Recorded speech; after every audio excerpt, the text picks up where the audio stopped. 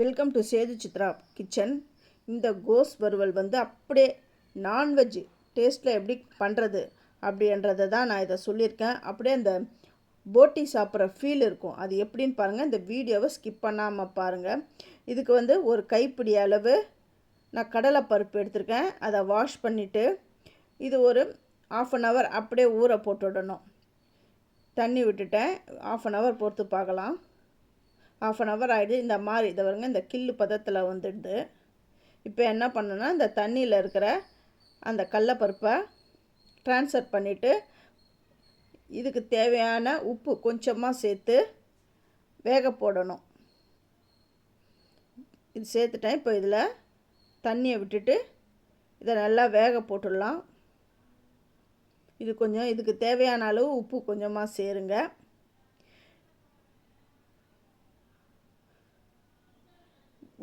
ஒரு தக்காளி, ஒரு வெங்காயம் எடுத்திருக்கேன். கோஸ் வந்து நான் கட் பண்ணி வச்சுருக்கிறேன். கருவேப்பிலையும் நான் சேர்த்துட்டேன். கடாயில் எண்ணெய் விட்டு கடுகு தாளிக்கிறேன். இது கூடவே வெங்காயம் சேர்த்து நல்லா வதக்கணும்.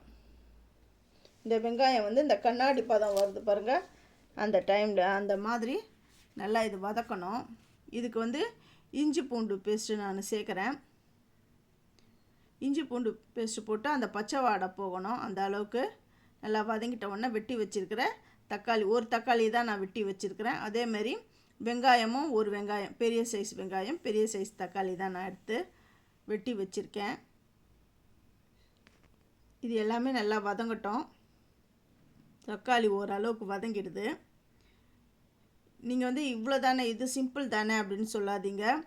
இதில் கடைசியில் நான் ஒரு சீக்ரெட் இன்க்ரீடியன்ட் சேர்ப்பேன். அது சேர்த்தா தான் அப்படியே அந்த வந்து நீங்கள் அந்த போட்டி சாப்பிட்ற அந்த ஃபீல் வரும் உங்களுக்கு. இப்போது வெட்டி வாஷ் பண்ணியிருக்கிற அந்த கோஸை இதில் சேர்த்து அது கூடவே அந்த கருவேப்பிலையை நான் சேர்த்துருக்கேன். சேர்த்து எல்லாமே கோட் ஆகிற அளவுக்கு நல்லா கலந்து விடணும். ஃபஸ்ட்டு என்னுடைய வீடியோ பார்க்குறவங்க சப்ஸ்கிரைப் பண்ணலைன்னா சப்ஸ்கிரைப் பண்ணுங்கள். ஆல் என்ற ஆப்ஷனை தொடுங்க.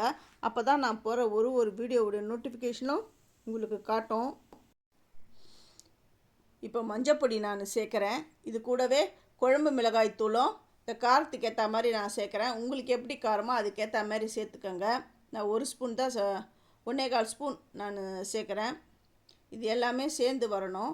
இப்போ உப்பு வந்து பார்த்து போட்டுக்கோங்க. எல்லாம் நல்லா சேர்ந்து வரட்டும். இதில் தண்ணிலாம் விடக்கூடாது. ஏன்னா முட்டைக்கோஸில் வந்து ஏற்கனவே ஈரப்பதம் இருக்கும், அதுவே போதும். ஆனால் நல்லா வதங்கணும். கடைசியில் நான் ஒரு சீக்ரெட் இன்க்ரீடியன்ட்ஸ் நான் சேர்ப்பேன். இது சேர்த்தா தான் அந்த நான்வெஜ் ஃபீலுக்கு வரும். நம்மளாம் இந்த நான்வெஜ்ஜில் வந்து இந்த போட்டி சாப்பிடுவோம் இல்லையா, அந்த ஃபீல் வரும்.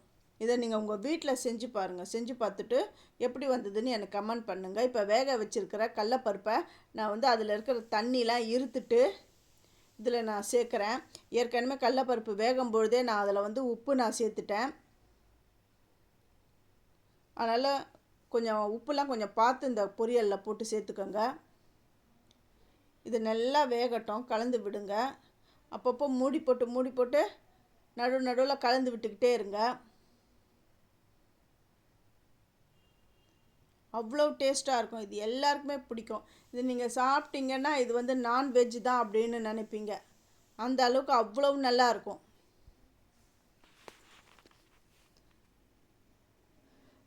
நம்ம எவ்வளோ போட்டோம், இது வதங்க எப்படி சுருங்கி வந்துடுது பாருங்கள். இப்போ என்ன பண்ணால் ஒரு மிக்ஸி ஜார் எடுத்துகிட்டு நான் ஒரு 10 பல் பூண்டு சேர்த்துக்கிறேன். 1 ஸ்பூன் வந்து சோம்பு சேர்த்துட்டு இதெல்லாம் தண்ணிலாம் விடக்கூடாது. அப்படியே குறைன்னு அரைச்சி எடுத்துன்னு வந்துட்டு அந்த பொரியல் மேலே சேர்த்துடணும். சேர்த்துட்டு நல்லா கலந்து விடணும். நல்லா கலந்து விட்டுட்டு அப்புறம் கொத்தமல்லி கருவேப்பிலை போட்டு நீங்கள் இறக்கிடுங்க. அவ்வளோ சூப்பராக இருக்கும். இது ரசம், சாம்பார் சாதம், கீரை கடையலுக்கெலாம் அவ்வளோ சூப்பராக இருக்கும். இதை உங்கள் வீட்டில் நீங்கள் செஞ்சு பாருங்கள். உங்கள் ஃப்ரெண்ட்ஸுக்கும் நீங்கள் ஷேர் பண்ணுங்கள், லைக் பண்ணுங்கள். தேங்க்யூ.